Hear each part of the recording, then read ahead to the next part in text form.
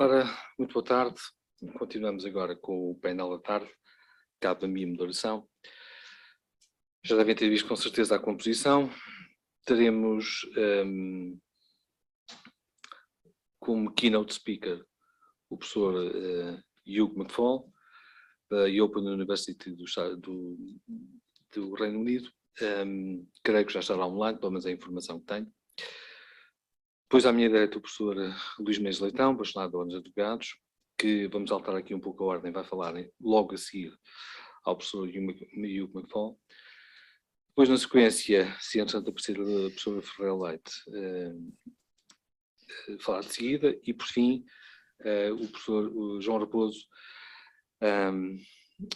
como último orador. Não sei se já assistiram de manhã, se não, também para os que estão à distância a ver. As regras são mais ou menos claras.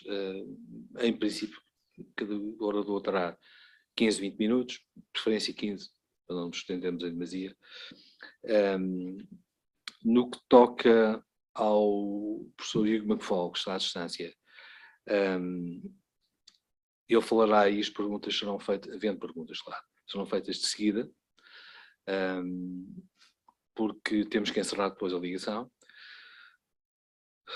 Na sequência, como digo, falará o professor Mendes Leitão, o professor Ferreira Leite, o professor João Raposo, e no fim, quem tiver questões a colocar, colocará. Como, entretanto, o professor Mendes Leitão me informou que teria também que sair por volta das 3h30, alteramos aqui ligeiramente essa ordem, e, portanto, a seguir à intervenção do professor Mendes Leitão, quem quiser poderá fazer perguntas.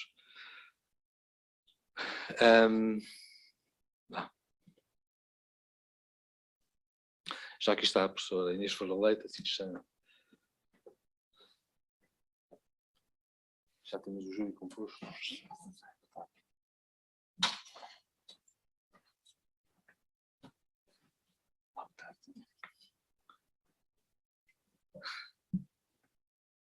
Então, assim sendo, não está ainda no ar, mas creio que o professor Hugh McFall estará pronto para intervir e, portanto, se for assim. Hello and good afternoon.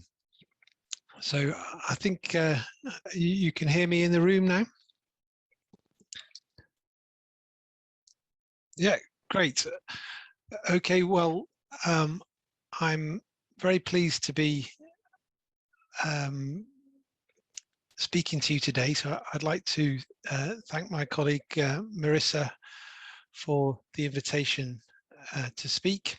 And I've been asked to speak for about 10 minutes on the theme of anti-corruption and education work, and how universities can engage in the wider anti-corruption agenda. So I have a few slides I'd like to share.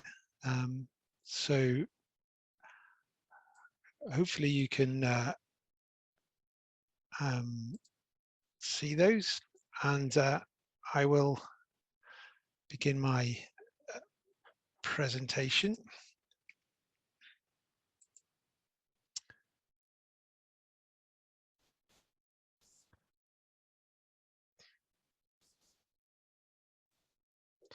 So I'll just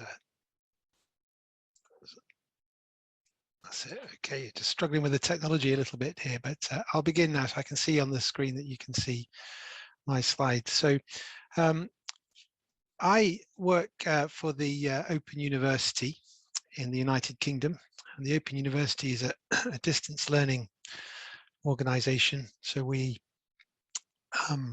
teach a large number of students. So I am now the head of the law school, and our law school has about 7,000 students across the United Kingdom and into Europe. So we think we're the largest law school in Europe by student numbers, and the way in which the Open University works has lent itself to particular pathways into supporting the anti-corruption agenda.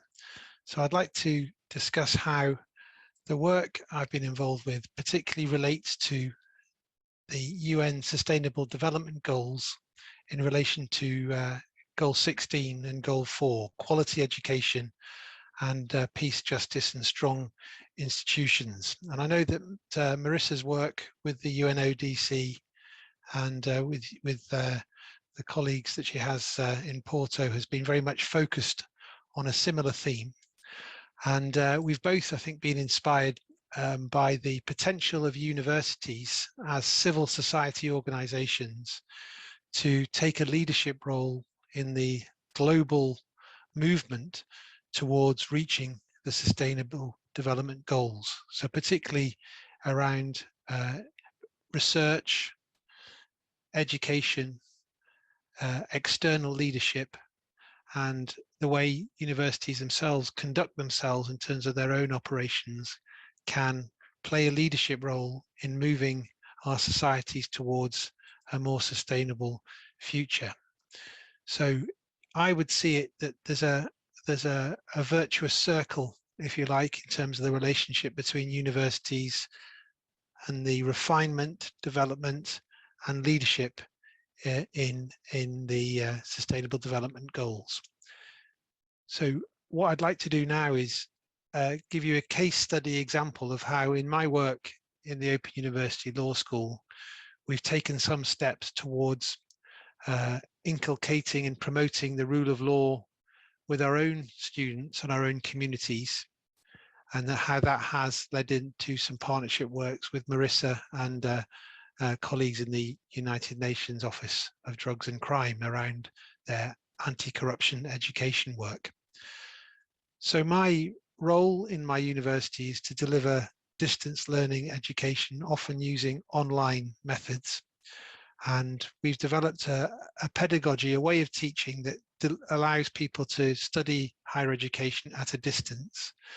And I've been particularly involved in trying to develop projects where our law students engage with their communities to provide free legal advice, education, and other legal services to communities who might otherwise not be able to access such things. So to do so, we've developed a number of online distance courses with partners, including human rights charities in the United Kingdom, legal advice charities, and also international groups such as FIFA. We've worked with them on their safeguarding programs. So as a result of this work, I made some connections with the Education for Justice initiative run by the United Nations Office on Drugs and Crime, and was invited to engage in some of their workshops, which was promoting a university level set of principles and resources to promote anti-corruption and integrity and ethics education across a global network of universities. And what I noticed about those workshops was that they were very engaging, but they were reliant on face-to-face methods. This was pre-pandemic, of course. And so I worked with the colleagues in the Education for Justice initiative to suggest how our university, with its interest in online delivery, could perhaps support the rollout of the Education for Justice initiative, the promotion of that initiative, and we worked together to build a course to support educators in universities interested in supporting their students in developing their capability to support the Sustainable Development Goals, particularly in relation to the anti-corruption and integrity and ethics agenda. So we took the principles that existed in E4J and some of the core principles around the way in which the E4J modules wanted to engage young people through the education system, through higher education systems, and to give people in universities interested in applying those resources to their own arenas the opportunity to engage with that, so to give them the capacity and the confidence to do so. So this approach, I think, was one way in which we were trying to support the development of a community of practice around the anti-corruption agenda, the integrity and ethics agenda, and to support people using their role as educators in universities to do so. So that was the foundation which followed then a later project with the United Nations around developing a set of resources that would continue the work around anti-corruption education, which was called the GRACE project, the Global Resources for Anti-Corruption Education, which is an ongoing project with the UNODC to engage people like ourselves working in higher education to create a global community of academics and educators to support the achievement of the Sustainable Development Goals, particularly through the medium of education. So for me, this was an example of how, using the particular perspectives, the particular contextual understanding of a particular way of delivering education through online methods, was able to fulfill, I think, the potential of a university to engage and support the Sustainable Development Goals. And I think for me, this quote on this slide from Sachs, I think sums up, I think, what we're being called to do as educators. And I think what this conference that's been convened today is aiming to discuss is how we as educators can use our platform as being part of an important part of civil society to leverage our position within our societies to galvanize action towards the Sustainable Development Goals. So how can we as a global network of universities support one another to develop solutions to meet the challenges that's presented by the Sustainable Development Goals? So I think even though I'm joining you online and I'm only with you for a short time, I'm really pleased to have the opportunity to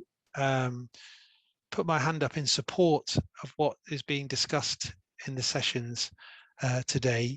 And I think it's a great sign that us as academics, as researchers in universities are taking our responsibilities seriously in being able to do what we can to leverage our positions within our universities and more broadly as our universities in our communities to think how we can work together towards meeting the Sustainable Development Goals. So I wish you some very fruitful discussions today. I'd like again to thank Marissa for the honour and the privilege of being able to address you from a distance here in the United Kingdom, and I hope it won't be too long before I get to meet some of you in Porto. So thank you very much. Thank you, Professor. See you next time. Thank you. Thank you. Thank you very much. Enjoy the day. Ora, como dizia há pouco, mudando um pouco a ordem, porque o professor Medeiros Leitão pediu isso. O segundo orador, primeiro presencial, o professor Medeiros Leitão é aqui à minha direita. Eu creio que o professor Medeiros Leitão escusa apresentações. Em todo caso, gostaria pelo menos, obviamente, de referir que o professor Medeiros Leitão é professor catedrático da Faculdade de Direito da Universidade de Lisboa e bastonário da Ordem dos Advogados. E, sobretudo, os de Direito conhecem muitíssimo, creio que pelo menos toda a sua obra principal e fundamental. Portanto, é com uma grande honra que o recebemos e temos imenso gosto de termos aqui conosco, mais uma vez, desta vez para este efeito. Professor, muito obrigado. É, exatamente. Muito obrigado. Gostaria de começar por felicitar a Universidade de Lusíada pela organização deste Congresso contra a Corrupção. Gostaria também de cumprimentar todos os membros do painel e também toda a assistência e iria então trocar algumas palavras convosco sobre este tema e eu escolhi efetivamente pronunciar-me sobre a Lei 94/2001 de 21 de dezembro que, como ela própria refere, executa as medidas constantes da Estratégia Nacional de Combate à Corrupção. Bom, não há dúvida que a corrupção é um dos crimes mais preocupantes contra o Estado de Direito democrático, uma vez que coloca o Estado ao serviço de interesses particulares. E relativamente a essa situação, existem fenómenos preocupantes em Portugal, que aliás já foram denunciados internacionalmente. O relatório da Comissão sobre o Estado de Direito da União Europeia de 2020 tem dados absolutamente devastadores para Portugal. Esse relatório refere que grande parte das investigações relacionadas com corrupção termina sem que seja deduzida acusação. No que respeita à aplicação de sanções por crimes de corrupção, em 2017, apenas 10% dos arguidos condenados por corrupção foram condenados apenas de prisão efetiva e 83% tiveram penas suspensas. Em 2018, 12,3% dos arguidos foram condenados apenas de prisão efetiva e 73,6% tiveram penas suspensas. Por esse motivo, o Comissário Europeu para a Justiça, Didier Reynders, que instou em fevereiro de 2021 as autoridades portuguesas a fazerem mais pelo combate à corrupção e chamou e fez uma referência que parece óbvia, mas que infelizmente em Portugal pouca gente refere, que é que não basta aprovar um enquadramento legal, havendo, pelo contrário, que atribuir recursos e especializar as autoridades policiais para esse combate. Mas, infelizmente, esse aviso caiu no saco roto e, mais uma vez, a ideia foi rever o Código de Processo Penal para combater a corrupção, que é uma estratégia completamente inconsequente. Já antigamente se dizia, velho brocardo romano, corruptissem república plurima leges, ou seja, quanto mais múltiplas são as leis, mais corrupta é a república. E precisamente por isso a indicação que se coloca neste âmbito. E deve-se dizer que a situação da corrupção existente em Portugal, até depois deste relatório, se agravou em consequência da pandemia, uma vez que a Transparency International denunciou um grave fenómeno de corrupção na saúde em todo o mundo, em consequência da pandemia da Covid-19, com subornos, desfalques, sobrefaturação e favorecimentos. E em Portugal tivemos múltiplos episódios de desvio na aplicação de vacinas, em que, conforme se recordam, pessoas com influência se conseguiram vacinar à frente de outras, o que corresponde a um triste exemplo de uma sociedade doente em que vivemos, em que a intenção de obter benefícios indevidos nem sequer cede perante o facto de, desta forma, se colocarem em risco vidas humanas, pessoas que naturalmente necessitariam de receber a vacina devido à sua idade antes daqueles que acabaram por receber. Ora, a verdade é que o que soubemos todo este resultado do escândalo da vacinação indevida foi de que, isto apareceu em junho do ano passado, tivemos a informação que houve 216 processos de crime abertos no Ministério Público, que deram origem a 50 arguidos. E apenas 30 inquéritos teriam sido concluídos pela Polícia Judiciária. E sem se referir se foram arquivados ou foi deduzida a acusação. Ora, portanto, é extraordinário que, perante situações que tiveram um alarme social tão grave, como esta questão que ocorreu, a repressão penal desses comportamentos tenha sido apenas esta. E precisamente por isso nos pareceu desde o início, e aliás a Ordem dos Advogados teve a ocasião de se pronunciar sobre a Estratégia Nacional contra a Corrupção, que acabou por conduzir à Lei 94 de 2021. E as conclusões a que chegámos foi que a referida estratégia, em parte, era ineficaz para combater a corrupção e, noutra parte, se apresentava perigosa para a proteção dos direitos fundamentais. Depois isto acabou por ver, como se viu, atabalhoadamente, tivemos a Lei 94 de 2021, que ficou especialmente conhecida por ter alterado o artigo 40 do Código de Processo Penal, aumentando de tal forma os impedimentos dos juízes, que a primeira coisa que o Governo fez quando tomou posse foi imediatamente apresentar uma proposta para a sua revisão novamente perante o Parlamento. Portanto, esta situação, a forma que temos de legislar, inclusive quando está em causa um Código de Processo Penal, é de facto, mais uma vez, um sintoma da triste forma como resolvemos o âmbito desta questão. Bom, mas para fazer referência a esta estratégia e para mostrar como, de facto, as coisas acabam por ser anunciadas e nada se executa, o que se verificou foi, quando foi apresentada a Estratégia Nacional contra a Corrupção, ela ficou, desde logo o início, muito atrás do que tinha sido apresentado como objetivo pelo Governo, porque a Ministra da Justiça tinha anunciado em 5 de dezembro de 2019 a criação de um grupo de trabalho que tinha por objetivo definir uma estratégia nacional global integrada de combate à corrupção, que compreenda os momentos da prevenção e da repressão e que envolva a participação das diferentes entidades e profissionais. E os objetivos que estavam nesse grupo de trabalho era instituir um relatório nacional anticorrupção, avaliar a permeabilidade das leis aos riscos de fraude, diminuir as complexidades legais e a carga burocrática, obrigar as entidades administrativas a aderir a um código de conduta ou adotar códigos de conduta próprios, dotar algumas entidades administrativas de um departamento de controle interno que assegura transparência e imparcialidade dos procedimentos e decisões, melhorar os processos de contratação pública, reforçar a transparência das contas dos partidos políticos e obrigar as médias e grandes empresas a disporem de planos de prevenção de riscos contra a corrupção. Passados cerca de 10 meses, portanto não foi um período assim tão longo, foi apresentado pela Ministra da Justiça, em 3 de setembro de 2020, os resultados do referido grupo de trabalho e que corresponderam a um documento de 98 páginas, intitulado Estratégia Nacional de Combate à Corrupção 2020-2024, colocada de consulta pública. Esse grupo de trabalho não apresentou qualquer anteprojeto de diploma, o que é uma situação que desde logo colocou bastantes dúvidas numa discussão pública, mas para além disso as propostas ficaram muito aquém do que tinha sido a proposta inicial. E também a Lei 94 de 2021 ficou muito aquém do que a Estratégia Nacional contra a Corrupção propôs. Sendo que a primeira questão a salientar é a omissão de medidas relativas ao controle do financiamento dos partidos políticos. Porque, ao contrário do que tinha sido o anúncio inicial do Governo, a Estratégia Nacional contra a Corrupção absteve-se de tomar quaisquer medidas relativamente à transparência das contas e financiamento dos partidos políticos.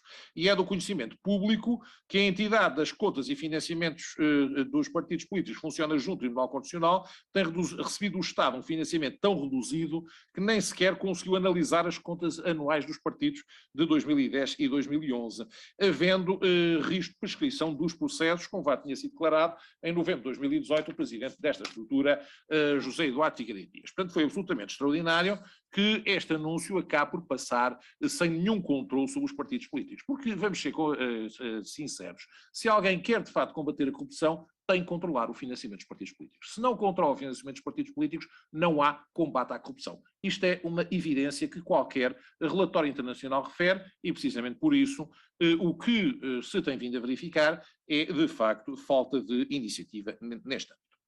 Ora bem, mas para além disso, tivemos o que é típico também nestes casos, é a criação de novas entidades administrativas em vez de dotar dos recursos adequados os existentes. E precisamente por isso, a Estratégia Nacional contra a Corrupção lembrou-se logo de criar uma nova entidade administrativa, intitulada Mecanismo de Prevenção da Corrupção e da Criminalidade Conexa, que estaria incumbida a criação de um regime geral de prevenção da corrupção, envolvendo obrigações para os setores públicos e privados e estabelecendo consequências para o incumprimento. E que seria uma entidade independente, operando em estreita articulação com as inspeções setoriais e tendo como missão garantir a efetividade das políticas de prevenção contra a corrupção. E precisamente por isso a indicação neste caso de verificar as infrações, procedimento das contraordenações e também intervir com as tantas entidades públicas e privadas. Ora bem, a verdade é que, no entanto, é que há múltiplas, ou já havia múltiplas entidades no nosso país com esta competência.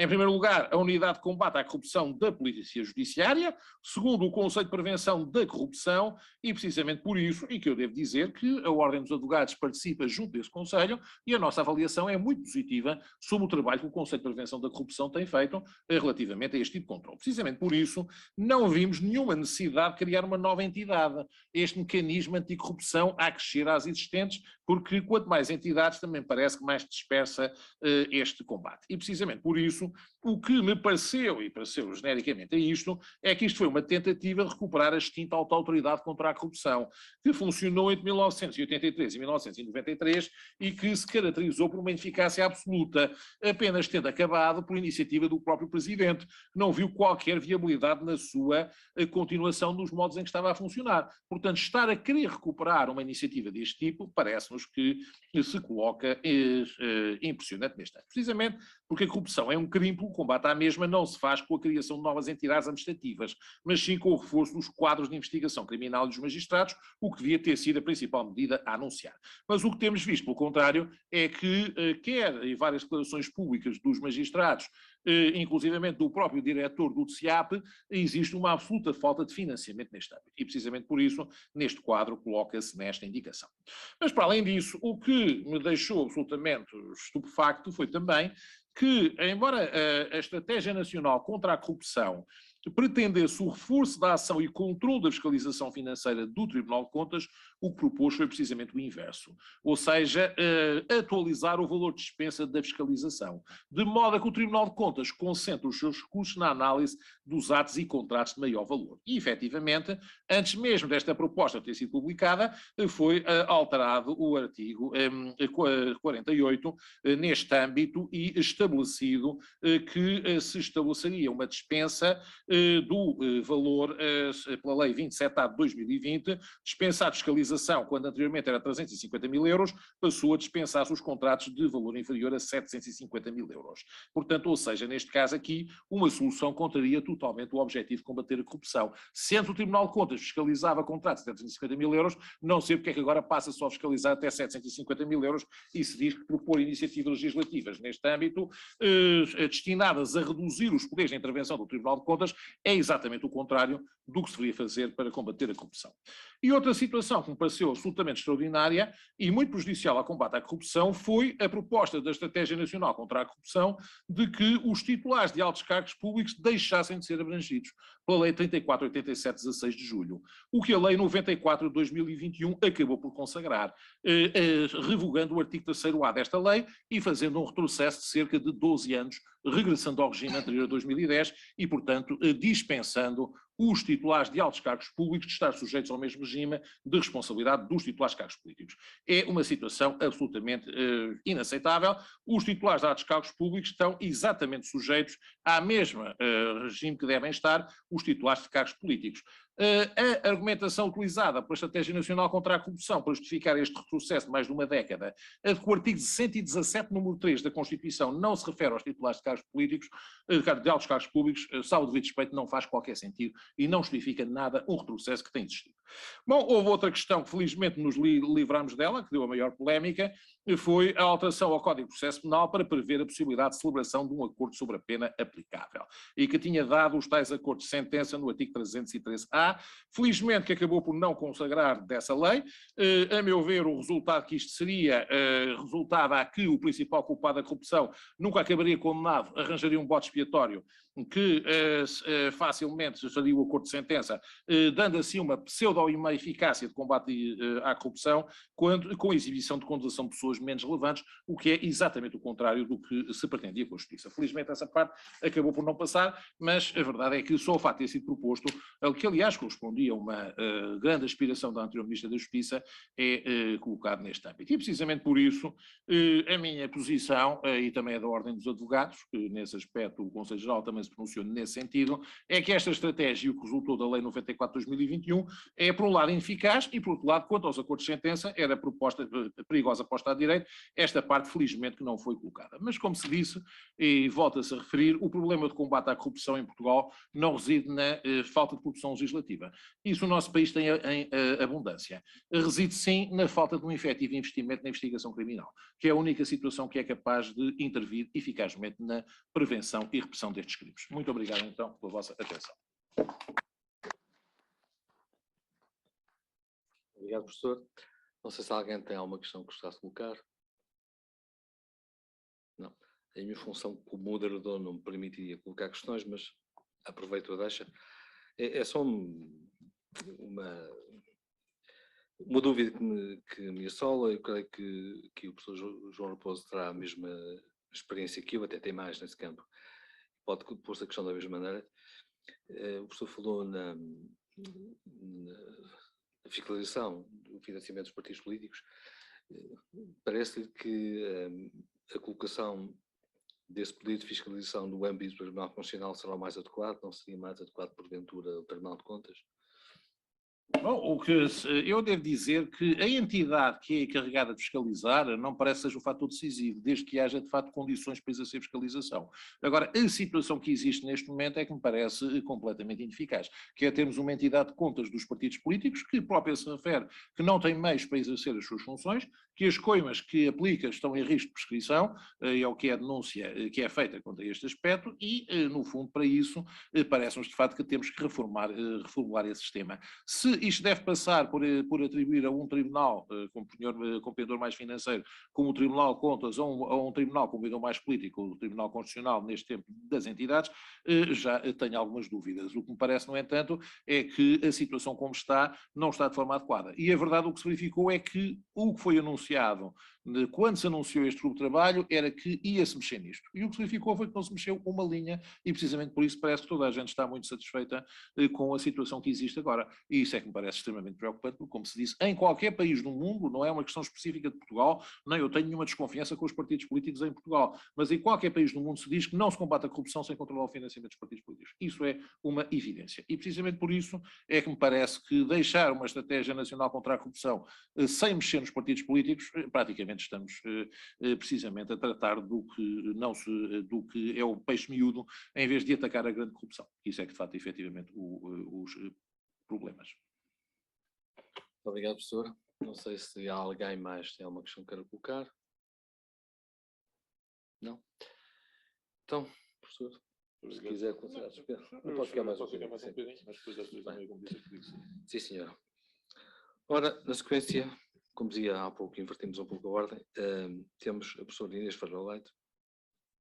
A professora corrigir-me se eu estiver enganado, porque os dados que eu obtive aqui sobre o seu currículo foram retirados do site da Faculdade de Direito.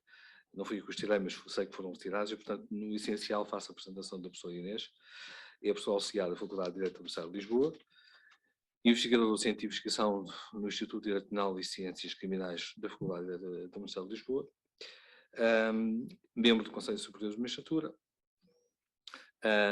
membro da Comissão Europeia contra o Racismo e a Intolerância, que funciona no âmbito do Conselho da Europa, membro da Comissão para a Igualdade contra a Discriminação Racial, que funciona no âmbito da Presidência do Conselho de Ministros. Advogada. Está certo, professor? Advogada agora não. Boa tarde. Sim, advogada não, eu estou em exclusividade no Conselho Superior de Magistratura, portanto tenho a cédula suspensa. Bom, eu tenho uma visão ligeiramente diferente da que foi aqui apresentada. A corrupção é um problema endémico em todas as sociedades, não é um problema que parta de cima para baixo. Penso que grande dos problemas do foco tem sido esse, tem sido pensar que nós podemos atacar a corrupção pensando sempre que ela funciona em cascata, portanto começa nas altas elites que já estão no poder e vem cá para baixo e portanto influencia todas as pessoas. Essa visão é desmentida pelos estudos sociológicos que se fazem em torno da corrupção e como o tema é educação e corrupção aqui, não é? Uma questão de como é que nós podemos utilizar a educação para combater a corrupção como fenómeno endémico na sociedade portuguesa e em qualquer outra, eu vou-me concentrar antes precisamente nessa questão. Há várias coisas que nós podemos fazer como país e que nós estamos a fazer já há muitos anos para combater a corrupção. Primeiro temos que, obviamente, compreender, mas não precisamos de mais estudos para compreender a corrupção. Já temos todos os estudos que precisamos, já sabemos exatamente como é que ela funciona. E sabemos que a corrupção funciona como uma forma alternativa de conduzir as nossas vidas profissionais, conduzir as nossas vidas económicas e conduzir as nossas vidas políticas, para quem obviamente também se intersecciona com a política. Portanto, a corrupção não é um fenómeno que esteja sediado na política, é um fenómeno que está em todo lado, desde a coisa mais simples como conseguir não pagar uma multa da EML ou conseguir ter uma consulta mais rápida num hospital público, às coisas mais importantes de conseguir um contrato, de um grande contrato do Estado ou, por exemplo, em todos os escalões do funcionalismo público, em receber extras para se contratar em empresa X ou Y, ou, por exemplo, aqui no plano do direito, o enorme tráfico de influências que existe no que respeita ao controle das arbitragens, por exemplo, no que respeita à própria contratação nas faculdades públicas e nas faculdades privadas. A corrupção não é um fenómeno esquisito que só existe nos processos de crime mais extraordinários. Por exemplo, em Portugal temos um problema sério de compras de carta de condução. que aliás está associado, de uma forma bastante óbvia, aos dados trágicos que nós temos da sinistralidade rodoviária. Nós temos várias redes a funcionar constantemente com compra de cartas de condução, de pessoas que obviamente não têm condições para conduzir e que obtêm as suas cartas de condução através da corrupção. Isto funciona em todas as áreas e, portanto, se nós temos consciência de que um problema é transversal e funciona em todas as áreas, em todas as dimensões, nós temos que o enfrentar com coragem de frente, pondo o dedo na ferida, assumindo que a corrupção está presente em todos nós. Eu de pouco contactei com áreas que podiam ser permeáveis à corrupção, posso confirmar que todas são. Claro que aqui estou a falar em corrupção de um ponto de vista amplo, que inclui o tráfico de influências, a prevaricação e o abuso de poder, a participação económica em negócio. Portanto, aqui corrupção como um fenómeno amplo e não só o tipo específico da corrupção. Posso dizer que das poucas vezes participei em concursos públicos, nenhum deles cumpriu as regras, todos foram suspeitos. Claro que eu não consigo dizer exatamente, não consigo demonstrá-lo, e depois entramos neste ciclo vicioso de cada vez que se fala na questão, dizer quais são as provas, e tem que dizer quem foi e o que é que foi. Claro que eu não posso dizer, obviamente, eu não consigo demonstrar, o problema é esse, precisamente, porque as coisas parecem mais ou menos bem, parecem mais ou menos dentro da legalidade, mas depois não são. Qualquer investigação um bocadinho mais profunda demonstra que, afinal, a legalidade é aparente e que há todo um conjunto de coisas estranhas a passar-se por trás da aparente legalidade. E, portanto, se nós continuamos a fingir que a corrupção é um fenómeno muito característico, muito específico de certo tipo de áreas e não reconhecemos com franqueza e humildade esta natureza omnipresente da corrupção, não me parece que alguma vez consigamos avançar o que quer que seja nesta área. Coisas que nós podemos fazer. Antes de entrar na educação, há uma coisa que devíamos já ter feito, que eu propus, eu fiz um parecer antes da entrada em vigor desta lei e da Estratégia Nacional Anticorrupção, fui consultada como especialista na área e fiz um parecer em que uma das coisas que apontava como necessárias e que não foi avançada era a possibilidade de permitir ao juiz penal, quando faz a condenação por qualquer um destes crimes, deste pacote do conceito amplo de corrupção, ter o poder de proceder à anulação ou à declaração de nulidade de todos os atos administrativos que estejam feridos de ilegalidade associados à prática dos crimes. Isto para mim é uma questão absolutamente básica. Uma das coisas que nós sabemos é que a corrupção compensa, mesmo para pessoas, e nós olhamos para o percurso já de algumas pessoas condenadas por corrupção, que até cumpriram penas, e nós continuamos a perceber que compensou, que a corrupção compensou, não só do ponto de vista imediato e para aquelas pessoas naquele contexto, mas para todas as pessoas que estavam à volta daquela e que obviamente beneficiaram desse contexto de corrupção. A corrupção compensa porquê? Porque nós estamos tão obcecados com a justiça penal e com o populismo penal e com os discursos que ficam bonitos na televisão, nos esquecemos do mais importante, que é, se nós mantivermos os atos administrativos consolidados, apesar de terem sido provocados com graves vícios de ilegalidade, pelo abuso de poder, pela não prossecução do interesse público e por violação de outros critérios de legalidade, não adianta continuarmos a perseguir penalmente a corrupção, porque vamos continuar a ter um forte estímulo, muito intenso e muito mais forte, até mais forte do que uma ameaça de uma pena de prisão, e é isto que nós temos que compreender, para que a corrupção continue a avançar. Portanto, até nós dizermos claramente, do ponto de vista da ordem jurídica, nós não vamos permitir que todos os atos administrativos praticados e que estejam feridos de ilegalidade associada à prática de corrupção se mantenham, eles vão ser declarados nulos, vão ser anulados, as coisas vão ser desfeitas, vamos voltar para trás, nós vamos continuar a ter um grande incentivo à corrupção. Essa é uma das questões que eu acho que se ficou aqui aquém e que não era complicada e era uma coisa, não custa dinheiro, não é complicada, quer dizer, não custa dinheiro a medida, claro que custa dinheiro, obviamente custa dinheiro anular os atos da corrupção, custa dinheiro e traz sacrifícios e traz problemas, como é óbvio. Depois, do ponto de vista da educação, existem coisas muito simples, porque a corrupção, como ela é descrita, a própria origem da palavra, ela tem a ver com uma depravação da nossa humanidade. A corrupção é isso, é uma depravação do nosso agir ético, uma depravação da nossa eticidade. E o agir ético aprende-se de pequenino, não se aprende aos 40 anos. Nós não podemos esperar que temos uma sociedade que funciona na base da corrupção e do tráfico de influências, mas que chegamos a pessoas que têm 40, 50, 60, 70 anos de idade e que estão habituados a fazer negócio, a fazer a sua profissão de uma certa forma, de tal forma que as coisas já fazem parte da engrenagem, do engenho daquela área, e nós não podemos esperar que de repente que esta pessoa sequer esteja consciente da sensibilidade dos seus comportamentos, porque também ao contrário do que se pensa, a maior parte da corrupção não afeta de uma forma direta e linear o orçamento público. Uma grande parte da corrupção não é um ataque direto ao orçamento de Estado ou aos dinheiros públicos de uma forma linear, quer dizer, de uma forma matemática. A forma como a corrupção ataca a sociedade e ataca a proteção do interesse público e às vezes, claro, também o orçamento público, não é linear. Se um funcionário, um exemplo mais básico de corrupção e mais comum, um funcionário que pode ser um funcionário, nem sequer precisa de ser um funcionário de cargo superior, estamos a falar de um funcionário de carga intermédia em qualquer ministério ou instituto público ou o que seja, que tem que selecionar a empresa que vai comprar o papel higiênico. Coisa tão simples quanto isto, e que recebe umas coisas por fora para escolher a empresa X e não a empresa Y para comprar o papel higiênico, não está necessariamente a provocar um dano ao orçamento público. E porquê? Não é porque pensa-se, mas se calhar escolhe a empresa que vende o papel higiênico mais caro. Bom, mas nem é isso.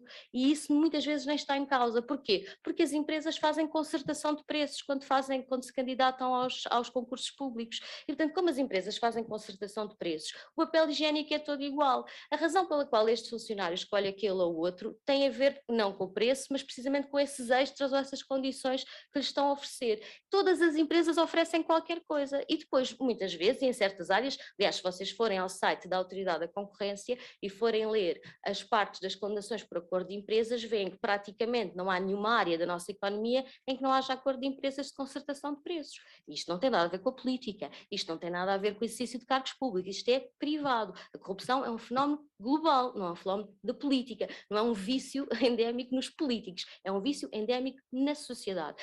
Como as empresas fazem concertação de preços, a corrupção até pode levar a uma empresa que até oferece um produto mais barato, até a uma poupança imediata no orçamento do Estado. A questão é que não é assim que se faz, é uma questão de princípio. Nós não podemos ter um sistema em que a escolha de uma decisão pública é feita com base numa ponderação de interesse privado. Este é um problema que nós temos que assumir de integralidade ética, de princípio. E isto ensina-se e treina-se de pequenino. E, de facto, há programas, por exemplo, no Reino Unido, estranhei que não fosse referido aqui por este professor, o Reino Unido é um dos países mais proativos, já há vários anos, que tem programas muito interessantes, que começam logo aos 6, 7 anos e que fazem nas escolas primárias e depois ao longo de todo o liceu, de treino de prevenção da corrupção, com pequenos jogos. Por exemplo, é uma coisa tão simples quanto isto. Se eu fizer um jogo na minha turma da primeira classe, da segunda classe, em que eu digo, vamos eleger o delegado de turma, não é? Na primeira classe, vamos eleger o delegado de turma,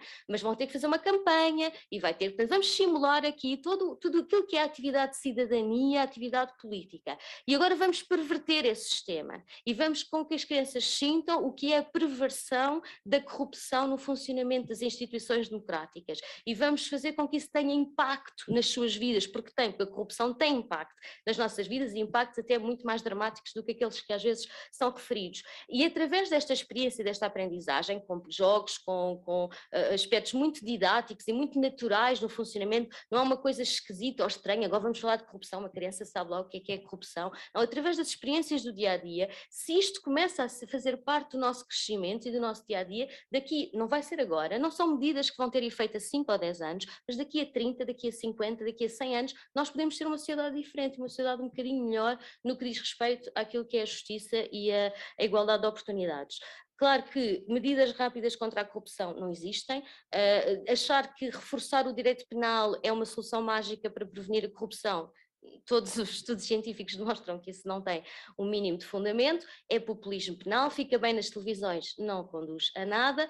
Claro que é importante atuar em todas as áreas, mas se queremos efetivamente pensar no futuro, temos que começar a pensar de pequenino, temos que começar a pensar em integrar a nossa consciência para a corrupção. Por exemplo, se eu vos disser que as pessoas morrem por causa da corrupção em Portugal, as pessoas, oh meu Deus, isto é alarmista. Pois, mas não é, porque se nós temos uma estrada mal construída, que foi mal construída para poupar X dinheiro à empresa que a construiu, e que o fiscal que viu que a estrada não cumpria as regras não disse nada porque recebeu X dinheiro da empresa que o construiu, e depois temos acidentes sistemáticos naquela zona daquela estrada com pessoas a morrer, temos pessoas a morrer por causa da corrupção. É tão simples quanto isto. Se temos um prédio mal construído, se temos um sistema de ventilação mal construído, se temos, por exemplo, uma ponte que cai, porque durante anos as empresas estiveram a extrair areias e simplesmente a fiscalização não funcionou e morreram 50 pessoas. Não, a corrupção, esta depravação da nossa eticidade, esta nossa forma de fazer as coisas, violando as regras para ganho pessoal, tem consequências dramáticas na nossa sociedade. Obviamente que tem. Agora, nós temos que compreender é que não vamos mudar isto através de medidas de direito penal simbólico ou medidas populistas, nós temos que mudar isto através da educação. Portanto, acho que aí as universidades, as escolas têm um papel muito importante que não está a ser aproveitado, e era isso exatamente que eu queria dizer. Entre o Ministério Público e a Autoridade Tributária Aduaneira, e dentro destes próprios organismos, por exemplo, dentro da própria Autoridade Tributária Aduaneira, haverem dirigentes que estão a erudir estas equipas e a ação destas equipas. E o grande problema da corrupção, porque nós não temos meios para combater a corrupção na globalidade, temos que concentrar os meios onde ela é mais visível ou é mais nociva, nomeadamente para a democracia. Porque, quer queiramos, quer não, todas as questões políticas, a percepção da corrupção em termos públicos, em termos de cidadão, é crucial para a avaliação política e para a própria longevidade do regime ou para termos um regime democrático saudável. E ninguém parece que percebe isto ao nível da magistratura, ao nível político e ao nível de quem tem responsabilidades nesta matéria. E aos poucos estamos a matar a democracia, porque o afastamento do cidadão relativamente à representatividade e à ineficácia, o laxismo, às vezes encobrimento destas situações é vergonhoso. Já sem falar em determinadas decisões judiciais recentes, eu próprio, depois de denunciar um caso de corrupção, com provas do dinheiro a sair de um sítio e entrar noutro, fui acusado de difamação porque peguei no despacho do Ministério Público e publiquei-o. E a pessoa, alvo, que participava ativamente na corrupção, pôs-me um processo por difamação. E em Portugal estou em risco de ser condenado numa situação que o Tribunal Europeu dos Direitos Humanos já baniu a nível europeu e já condenou o Estado português inúmeras vezes. Agora, o que eu acho que sim, que a educação é importante, mas enquanto os efeitos da educação para a corrupção não são efetivos, temos que agir. E temos que agir de forma proativa, isto é, dando os meios aos órgãos de investigação criminal, que não são só a PJ. Neste âmbito, a Autoridade Tributária Aduaneira é crucial, porque tem os meios humanos tecnicamente qualificados para fazerem o combate, em articulação com o Ministério Público, e que o façam e que lhe deem meios, porque dar meios e dar incentivos às pessoas. Eu posso dizer que os colegas da Autoridade Tributária Aduaneira que estão nas equipas de investigação à corrupção, porque estão a trabalhar com o Ministério Público, não têm as notas adequadas dentro da Autoridade Tributária Aduaneira. São prejudicados, apesar do da valorização que estão a dar em termos de combate à corrupção, são desvalorizados dentro da casa. E é isto que tem que mudar. Sobretudo isto não é mais legislação. A legislação, quando é ineficaz, quem quer praticar corrupção olha para ela e é como se ela não existisse. O que é preciso é efetivamente combater a corrupção, efetivamente levar os casos até à condenação e que sirvam de exemplo. O exemplo é a melhor forma de dissuadir a corrupção. Na verdade não é, infelizmente já sabemos que não é, gostávamos que fosse, não é? Há toda uma escola de Coimbra que acha que ainda é, mas efetivamente não é. Mas questões muito concretas, o cidadão é uma entidade abstrata muito conveniente. Mas o cidadão também sou eu, e o cidadão também é o corrupto também é cidadão. E não há corrupção sem corruptos, e que eu saiba, os corruptos também são cidadãos. E, portanto, quando se acha que o cidadão tem uma descrença na política por causa da corrupção, mas o cidadão também pratica atos de corrupção. Como é que esta descrença funciona? Qualquer coisa aqui que não bate certo, não é? Qualquer coisa que se calhar temos que ir aqui um bocadinho mais fundo e tentar perceber como é que estas coisas se processam. Não é assim tão linear. Claro que é importante proteger as instituições democráticas, obviamente, e claro que eu, por exemplo, já há muitos anos que defendo, já fiz várias vezes essa proposta, já fui várias vezes consultada antes da publicação de programas do PS, de concurso, de candidaturas, e já várias vezes, já há muitos anos, eu penso que desde 2008 que faço esta proposta, que é aquilo que eu chamo uma proposta da agenda transparente da administração pública, e que é o facto de nós termos um registro público, transparente, acessível daquilo que é a atividade diária dos funcionários públicos e aquilo que é também a possibilidade do cidadão ter um acesso fácil e saber quem é que decide os seus processos. Grande parte da corrupção ocorre, há duas coisas que funcionam para a corrupção ocorrer, uma é a opacidade e portanto para isso precisamos de transparência, e a outra é a ineficiência ou a dúvida sobre como é que o meu processo vai ser decidido, não é? Como é que isto funciona? Como é que será que eu vou conseguir fazer isto? Por exemplo, ainda agora tive uma experiência com a EML, que é kafkiana, não é? Se eu fosse descrever, pensávamos que estávamos, meu Deus, não é? Num país de terceiro mundo, onde não existe governance e todas essas coisas, não é? Surreal, a forma como o cidadão é tratado no dia a dia ainda, apesar de toda a modernização, o funcionalismo ainda é uma coisa absolutamente esquisita e incompreensível sobre qualquer critério, e tudo isto tem que melhorar também. Mas uma das coisas que acontecem duas coisas, primeiro, obviamente, o cidadão não sabe como é que vai resolver o seu problema e acha, e tem a expectativa de que se conhecer alguém, vai conseguir resolver melhor o seu problema. E a partir daí gera-se, obviamente, aquilo que é a percepção do poder e da capacidade das pessoas que exercem certos tipos de cargos públicos ou políticos, que muitas vezes acabam por fazer transacionar com o cargo com poderes que nem sequer são verdadeiros. Há alguns dos casos de corrupção que nós temos não implicaram a prática de nenhum ato concreto, nem de exercício de nenhum poder concreto, e funcionavam muito na base da percepção do que se poderia fazer. E as pessoas pagam por essa percepção. E acabam depois por ter uma decisão como teriam em qualquer outras circunstâncias, mas pagam pela percepção daquilo que acham que é a passagem mais facilitada por certo tipo de canais.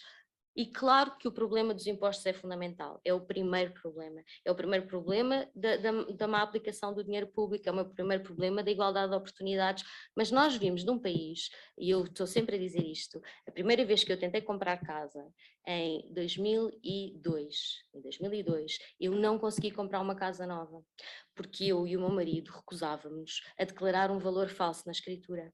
E não houve nenhum empreiteiro que nos vendesse uma casa nova. Nós tivemos que comprar uma casa em segunda mão, por sorte, uns imigrantes tinham saído de Portugal, estavam tão desesperados para vender a casa que nem se importaram que nós quiséssemos declarar o valor verdadeiro na escritura. E na segunda casa que nós comprámos, que também não era nova, e que exigimos colocar o valor real na escritura, fomos as únicas pessoas dos prédios que fizeram. Os nossos vizinhos ficaram furiosos connosco. Compreende? É muito difícil fugir à corrupção. E está em todo o lado e em todos os momentos da nossa vida. E, portanto, claro que eu quero justiça fiscal. Eu tenho feito sempre tudo o que posso pela justiça fiscal. Mas quando há um sistema tão engrenhado que é difícil, que a pessoa quer fazer o que é certo e não consegue, e é censurada e é perseguida, no Conselho Superior de Magistratura, por acaso, ainda bem que fala da sua situação, e eu tenho imensa pena que esteja a passar por isso, porque eu já tenho tido uma voz ativa no Conselho em dizer não pode haver processos disciplinares em relação a quem denuncia situações de corrupção.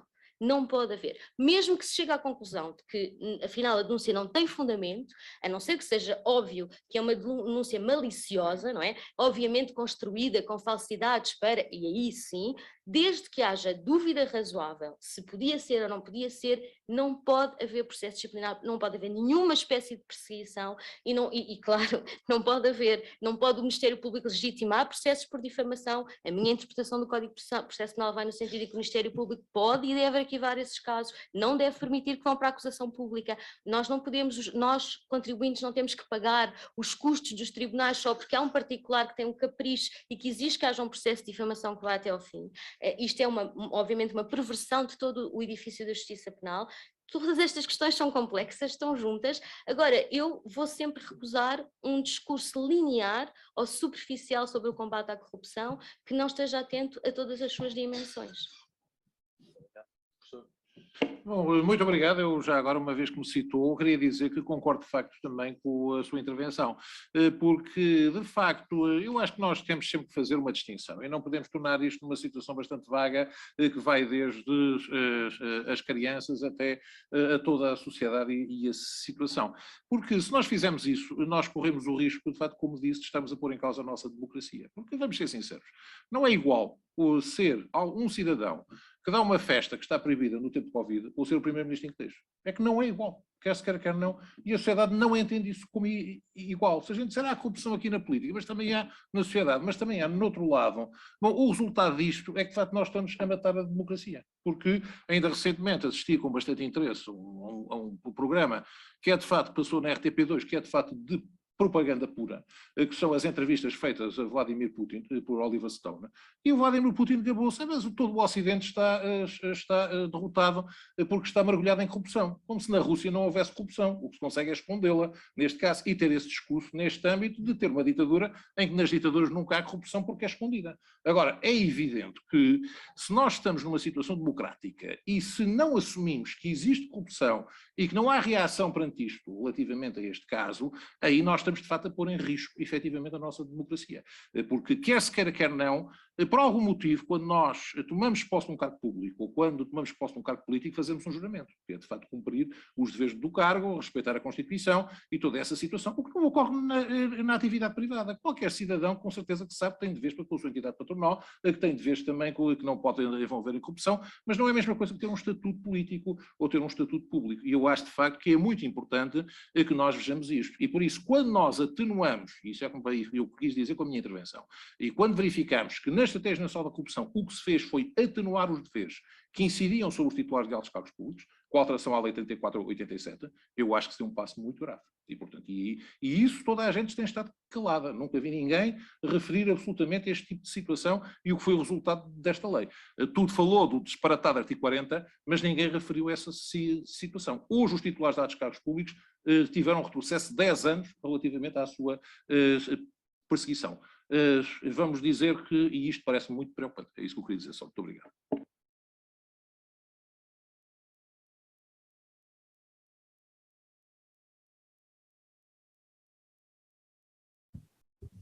Muito obrigada. Tá? Muito obrigada. Eu cumprimento a professora Inês Ferreira Leite, o professor Menezes Leitão, o professor João Raposo, naturalmente o diretor da nossa faculdade, professor José González. Eu lamento, eu cheguei há pouco tempo porque tive que acompanhar o painel anterior na sequência da realização desse painel e por isso não tive o gosto e o privilégio de estar a ouvir este painel, tinha um maior interesse, mas o ouvirei mais adiante porque está gravado. Mas precisamente porque não tive essa oportunidade, vou obrigá-los a falar para poder ouvi-los. E eu ouvi, do pouco que ouvi a professora Inês Ferreira Leite e depois o professor Menezes Leitão também, fazer uma referência a que não é necessário mais legislação. É verdade que nós evoluímos de forma extraordinária no que diz respeito ao combate à corrupção nas últimas décadas. Ainda hoje, no painel anterior, o Dr. Paulo Saragossa da Mata dizia, bom, agora também as vacas sagradas são atingidas, não é? Já temos políticos que foram condenados, já temos banqueiros que foram condenados, muito provavelmente, e agora estou a citar o Dr. Paulo Saragossa da Mata, brevemente teremos juízes condenados, e foi esta a expressão que utilizou, já há vacas sagradas que estão condenadas. E esta é uma extraordinária evolução face àquilo que, aos meios que havia e àquilo que era possível atingir, até porque, como disse também o Dr. Paulo Saragossa da Mata aqui, há uns anos toda a gente achava que esses comportamentos, e o comportamento que a professora Inês Ferreira Leite referiu há pouco, que estavam normalizados na sociedade portuguesa. Eu lembro-me, quando comecei o estágio em advocacia, que uma das primeiras vezes que fui a um tribunal, só me facultavam o processo no dia seguinte e depois alguém do escritório do meu patrono me disse, mas não levou o envelope. E, portanto, havia práticas que já prescreveram, porque já foi há muitos anos, mas havia práticas desse tipo que eram completamente normalizadas. Agora, se é verdade que há vacas sagradas que já foram condenadas, também é verdade que há muita impunidade e que gera gera alguma angústia, para não dizer mais, na sociedade e sobretudo porque há claramente desvio de recursos que eram necessários à promoção do desenvolvimento económico e social, que são desviados para a riqueza privada em vez de criar riqueza pública. E nós vamos ter agora fundos em montantes bastante acentuados. E a prevenção também é uma forma de proteger e de garantir que não há desvios ou que se minimizam os desvios daquilo que são os recursos que devem fomentar desenvolvimento humano, económico e social.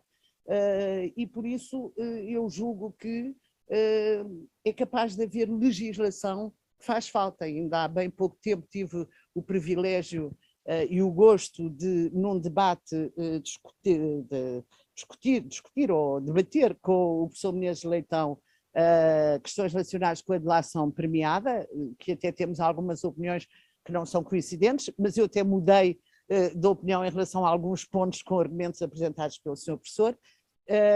Fiquei muito contente nesse debate porque ouvi o Sr. Professor dizer que sim, em relação à criminalização do enriquecimento ilícito, eu sou a favor.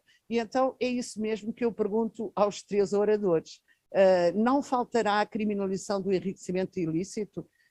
Há tanta ostentação de quem desvia recursos para a riqueza privada nas últimas décadas na sociedade portuguesa, e essa ostentação não pode ser provada porque não há recursos de investigação que permitam, pelo menos em alguns casos, provar que é desmedido o modo de vida e os recursos oferidos.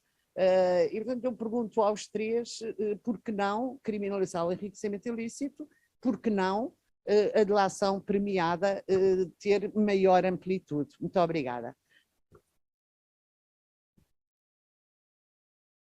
Falarias muito brevemente relativamente à resposta. Quanto à questão da delação premiada, enfim, conhece a minha posição, eu devo dizer que sou totalmente contra este tipo de sistema, portanto parece-me de facto que nós acabamos com essa situação como vemos nos países, especialmente nos Estados Unidos, que é no fundo o seguinte, e que aparece habitualmente, há um sarilho gigantesco e alguém diz, temos que arranjar um bode expiatório.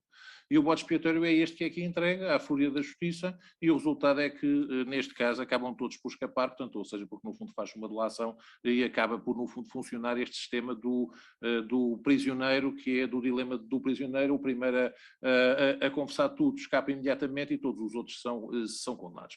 Isso não acho um bom sistema e parece-me, de facto, que há também uma certa ética que existe neste caso. Eu lembro-me do que dizia o bastonário Júlio Castro Caldas, que referia a nossa experiência com a PIDE, em que as pessoas estavam sempre a delatar tudo o que se passava com os outros e tudo isso está nos arquivos e são situações que, a meu ver, te colocam algum problema relativamente à nossa experiência.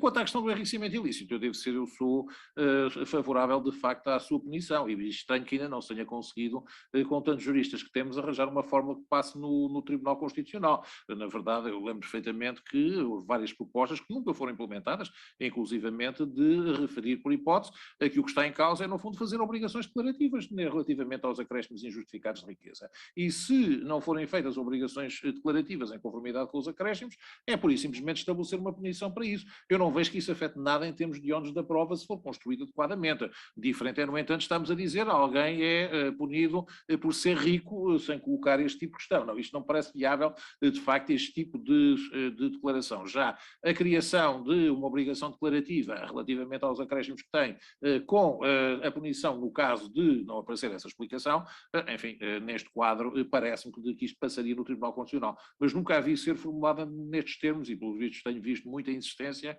perante o Tribunal Constitucional em redações que acabam sempre reprovadas. Portanto, é isso que apenas o que eu diria, e vou pedir desculpa, mas de facto tenho mesmo que me ausentar agora, porque tenho deslocar. Minhas desculpas então a todos. Muito obrigado. Boa tarde.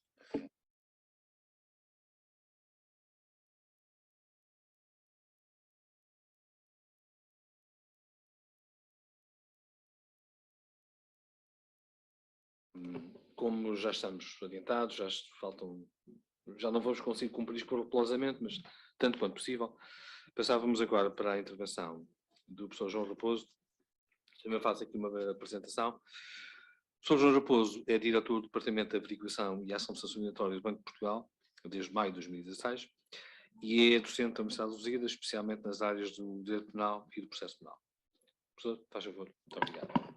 Muito obrigado, Sr. Professor José Gonçalves. Começo naturalmente por cumprimentá-lo e aos demais colegas de painel e naturalmente também todos os que estão connosco, quer aqui presencialmente, quer via Zoom.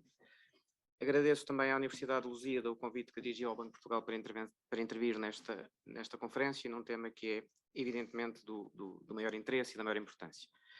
Uma última nota, esta num registro mais pessoal, para sublinhar que é para mim especialmente gratificante representar o Banco de Portugal aqui na Universidade de Lusíada, pois como o Sr. Professor José Gonçalves acabou de referir, esta é a minha universidade, uma vez que foi aqui que me licenciei e tenho o gosto de integrar desde então o seu corpo docente. A intervenção que farei será muito curta e procurará, no essencial, sublinhar a forma como as competências atribuídas ao Banco de Portugal, em particular enquanto responsável pela supervisão preventiva do branqueamento de capitais no âmbito do sistema financeiro, se cruzam com o tema central desta conferência, ou seja, se cruzam com o tema da prevenção e combate ao fenómeno da corrupção.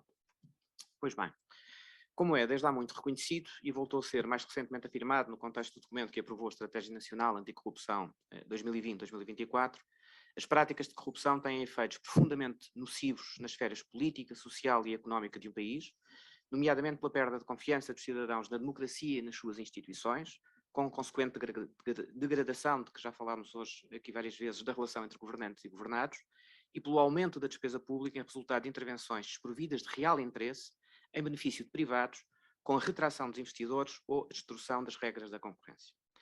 Percebe-se, por tudo isto, a centralidade e a importância crescente que o tema da corrupção e do combate à corrupção tem assumido na agência de diversas organizações internacionais de referência, como é o caso do FMI, da OCDE ou da própria União Europeia, mas também no plano nacional, onde as políticas de combate à corrupção têm sido apresentadas como constituindo um dos objetivos fundamentais de diferentes governos, que têm sucessivamente reconhecido e afirmado, a este propósito, ser absolutamente imprescindível que, a par de medidas de natureza repressiva ou punitiva do fenómeno, se empreendam igualmente os melhores esforços no sentido da criação de um verdadeiro sistema nacional, robusto e eficaz de prevenção de corrupção. Nesse sentido, a recente criação, através do Decreto-Lei 109/E de 2021, do Mecanismo Nacional Anticorrupção, MENAC, e a aprovação, pelo mesmo diploma, do Regime Geral de Prevenção da Corrupção, o REGAC, vêm precisamente procurar dar corpo a esta necessidade, claramente identificada na já referida Estratégia Nacional Anticorrupção 2024. Ora, neste específico contexto, gostaria então de centrar a minha intervenção precisamente no contributo que ao Banco de Portugal cabe dar no quadro da prossecução de uma das 7 prioridades definidas na Estratégia Nacional Anticorrupção 2024 e que se prende especificamente com o comprometimento do setor privado na prevenção, detecção e repressão da corrupção, prioridade identificada naquela estratégia como prioridade número 3.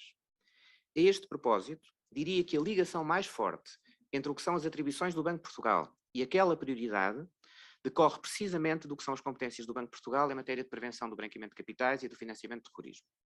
Com efeito, um sólido sistema de prevenção do branqueamento de capitais pode revelar-se um instrumento decisivo na prevenção da criminalidade subjacente, na medida em que, ao impedir ou dificultar a possibilidade de reutilização dos fundos ilicitamente obtidos, se assume como um fator profundamente dissuasor da atividade criminosa que está a montante, incluindo, portanto, e quando for o caso, dos atos ou das práticas de corrupção.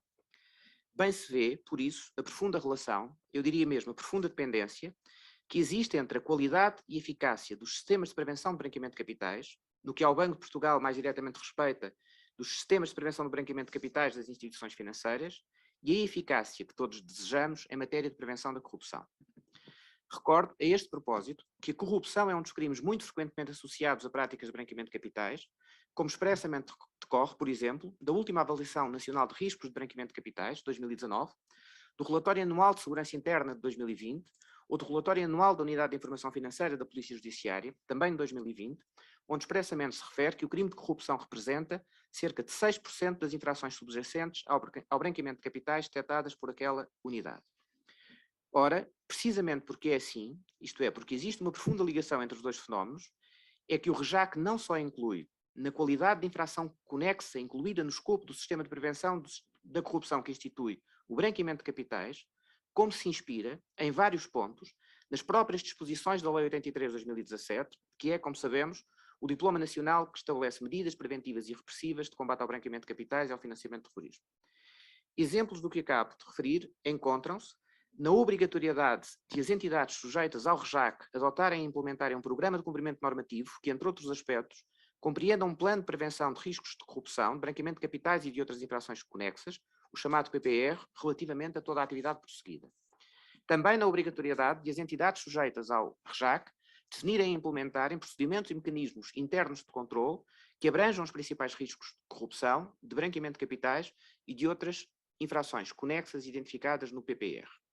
Depois, o REJAC ainda prevê expressamente, agora no seu artigo 35, que o que nele se prevê e estatui não prejudica as obrigações constantes de outras disposições legais ou regulamentares de adoção e implementação de programas de cumprimento normativo, de elementos destes ou de sistemas de controle interno, em termos mais exigentes que os previstos no próprio REJAC.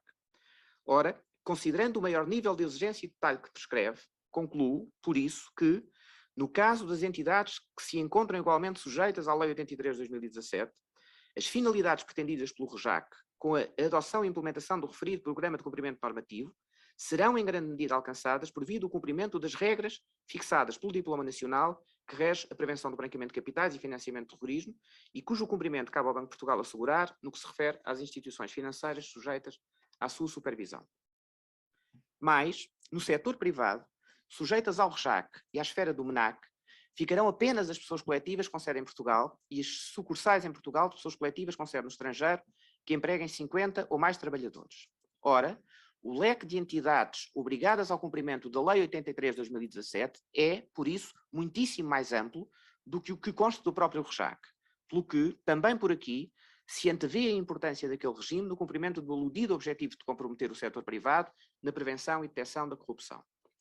Acresce, finalmente, que as regras preventivas do branqueamento de capitais não se limitam a abordar o problema da corrupção de forma indireta, através da mera prescrição da necessidade de as entidades obrigadas definirem e implementarem políticas, procedimentos e controlos destinados a prevenir, em geral, o branqueamento de capitais. Pelo contrário, este regime prevê normas especificamente dirigidas à identificação e mitigação dos riscos associados à corrupção, naturalmente enquanto crime precedente do branqueamento de capitais, designadamente pela via da previsão de regimes reforçados de identificação e diligência, aplicáveis às pessoas politicamente expostas e aos titulares de outros cargos políticos ou públicos. A título de exemplo, as declarações de controle de riqueza entregues ao abrigo da Lei 52 de 2019 constituem uma fonte de informação particularmente relevante para a compreensão do património das pessoas politicamente expostas e dos titulares de outros cargos políticos ou públicos obrigados à respectiva apresentação, pelo que devem ser especialmente consideradas na aplicação daqueles regimes reforçados dirigidos também à prevenção dos riscos de corrupção. Aqui chegados, utilizaria agora o pouco tempo que me resta para concretizar de forma muito breve os modos como, na prática, o Banco de Portugal procura contribuir para a solidez dos sistemas de prevenção de branqueamento de capitais das instituições financeiras por si supervisionadas e, dessa forma, mitigar os riscos de que essas instituições financeiras possam ser utilizadas para fim de branqueamento de capitais e, portanto, também de branqueamento de capitais provenientes de práticas de corrupção. No domínio da prevenção do branqueamento de capitais, a intervenção do Banco de Portugal coloca no momento da constituição, ou começa logo no momento da constituição de uma nova instituição financeira. Com efeito, a concessão de autorização para a constituição de uma nova instituição financeira depende, designadamente, da demonstração, por quem requer essa autorização, de que a nova instituição a constituir estará desde o início dotada de um sistema capaz de mitigar o risco, que possa vir a ser utilizada para fins de branqueamento de capitais. Depois, no decurso da atividade das instituições financeiras por si supervisionadas, o Banco de Portugal verifica em permanência se as mesmas estão dotadas de meios, materiais e humanos e dos sistemas que lhe permitem cumprir, e se efetivamente cumprem, os deveres preventivos do branqueamento de capitais, em especial a identificação dos clientes, o acompanhamento das operações que efetuem e a detecção e a comunicação tempestiva de possíveis operações suspeitas à Unidade de Informação Financeira da Polícia Judiciária e ao Ministério Público, concretamente ao TCIAP, como é legalmente devido. Para o cumprimento desta missão, o Banco de Portugal aplica hoje um conjunto muito vasto de técnicas de supervisão, entre outras ações, conduz designadamente inspeções no terreno, transversais, automáticas, e averigua situações que chegam ao seu conhecimento e que se apresentam como sendo iniciariamente violadoras do quadro normativo vigente. Como resultado de tais ações, para além de sancionar os incumprimentos aos deveres de prevenção do branqueamento de capitais, o Banco de Portugal emite medidas de supervisão destinadas a corrigir as falhas detectadas nos sistemas de gestão de risco na implementação dos adequados controlos, as quais podem ir de simples recomendações a determinações específicas de cumprimento obrigatório ou outras medidas corretivas de natureza muito mais intrusiva, como, por exemplo, a introdução de limites ao próprio desenvolvimento da atividade. Por outro lado, de acordo com o quadro geral aplicável e em linha com os mais elevados padrões internacionais nesta matéria, o alcance e a intrusividade das ações de supervisão do Banco de Portugal seguem, nesta matéria, uma abordagem baseada no risco, o que significa que a atuação dos supervisores, a alocação de esforços e recursos, procura ser proporcional ao risco que cada instituição apresenta. A um outro nível, o Banco de Portugal intervém igualmente em processos de discussão, produção e alteração normativa e participa ou acompanha os trabalhos desenvolvidos pelas diversas instâncias e grupos nacionais e internacionais da especialidade. Em concreto, o Banco de Portugal participou, ao nível dos peritos, na negociação das diretivas que informam o quadro normativo nacional e assumiu um papel importante nos contributos para os respectivos diplomas de transposição. No plano nacional, o Banco de Portugal coopera ainda com as demais autoridades com competências operacionais nesta matéria e está representado na Comissão para as Políticas de Prevenção e Combate ao Branqueamento de Capitais e ao Financiamento de Terrorismo, entidade que acompanha e coordena a identificação, a avaliação e a resposta aos riscos a que Portugal está ou venha a estar exposto. Neste contexto, o Banco de Portugal contribui decisivamente para a conclusão das já mencionadas avaliações nacionais de risco de branqueamento de capitais, em simultâneo com a realização das análises setoriais que suportam essas avaliações de âmbito nacional. Para concluir, a prevenção do branqueamento de capitais e a prevenção da corrupção apresentam-se frequentemente como duas faces de uma mesma moeda e, portanto, não será exagerado dizer que a qualidade de um sistema impacta necessariamente a qualidade do outro. Reconhecendo que é assim, o Banco de Portugal continuará profundamente comprometido com a sua missão de garante do bom funcionamento do sistema bancário, incluindo na sua função de prevenção do branqueamento de capitais, e cooperará estreitamente com o MNAC, quer diretamente, quer através da Comissão de Cooperação das Políticas de Prevenção do Branqueamento de Capitais e Financiamento de Terrorismo, que é membro, envidando sempre os seus melhores esforços no auxílio da persecução das atribuições daquelas entidades e contribuindo também por esta via para o sucesso do Sistema Nacional de Prevenção da Corrupção. Muito obrigado.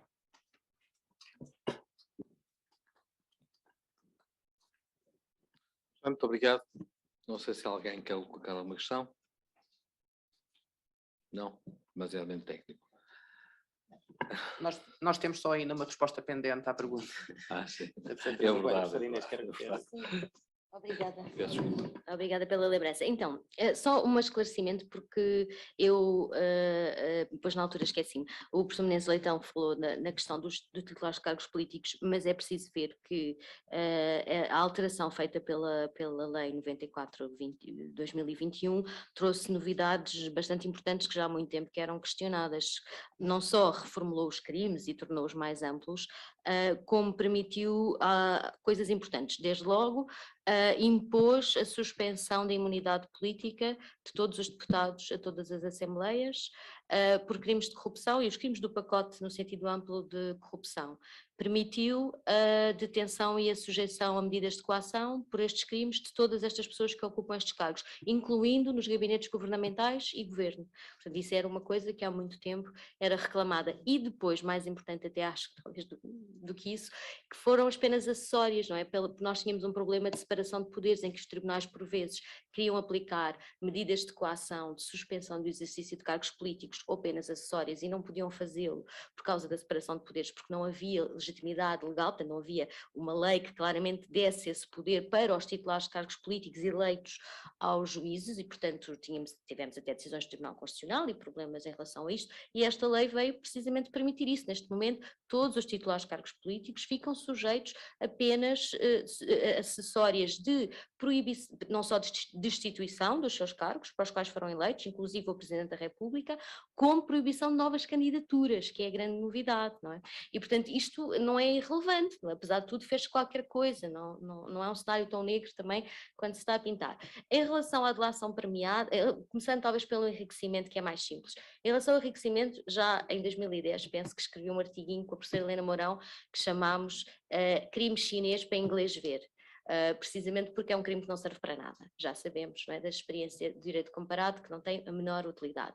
O que é que tem utilidade e o que é que nós propusemos nesse artigo foi o que o professor Menezes Leitão disse, é as obrigações declarativas, não é? E o controle da evolução da acumulação de riqueza nas obrigações declarativas, a efetividade do controle dessas obrigações declarativas e também a previsão de sanções penais, podem ser criminais, para quem incumpre de uma forma manifesta, não é, por pequenas omissões ou erros, obviamente, mas quando se trata de violações manifestas, não é, com o intuito de ocultação de riqueza, que haja essa punição associada ao regime das obrigações declarativas. Não tem nenhum problema de constitucionalidade, se a via for esta, e pode-se perfeitamente fazer. O que não se pode fazer é punir o enriquecimento, isso de facto não se pode e não há nenhuma forma de fazer, não há nenhuma forma espero eu, de alguma vez isso passar no Tribunal Constitucional. Em relação à delação premiada, no sistema, da forma como ela existe nos Estados Unidos e no Brasil, eu sou frontalmente contra também. Não só não tem uma utilidade especialmente relevante, como tem riscos gravíssimos do ponto de vista das condenações injustas. Os Estados Unidos têm um historial negro de condenações injustas com base em falsas delações premiadas. No Brasil tivemos agora já a ONU a entender que precisamente no caso da condenação do Lula houve exatamente este tipo de violações. Portanto, isto obviamente não é o que se pretende para um direito penal no Estado de Direito Democrático. Outra coisa que é a seletividade, que é uma coisa que eu também tenho dificuldade em tolerar como cidadã. Eu não quero que o Ministério Público possa selecionar quem é que é responsabilizado pelos crimes de corrupção. Não é? Eu quero um Ministério Público vinculado ao princípio da legalidade, que não escolhe quem é que vai responsabilizar. E o sistema de delação premiada, tal como ele está previsto no Brasil ou nos Estados Unidos, permite essa seletividade.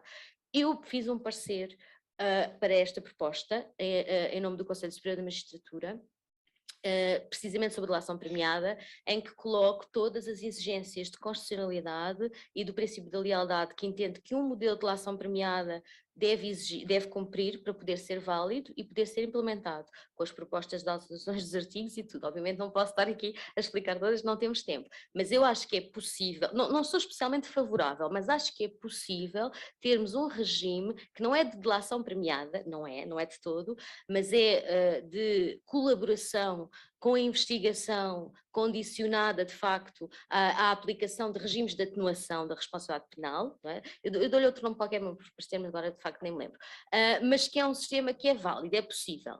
Se ele vai ser eficaz ou não, não sei, confesso, não faço a menor ideia, talvez tenha alguma eficácia. Em relação aos titulares de cargos políticos, já houve aqui também nesta alteração algumas nuances. No direito de controle nacional também já temos algumas manifestações. Não me parece inviável ou completamente inaceitável que se avance para um modelo controlado e que depois faça uma avaliação dos efeitos. Também não me parece que vai ser a solução mágica para resolver os problemas, claro. Não, muito rapidamente, agora evidentemente que não na qualidade de... Sim? Força.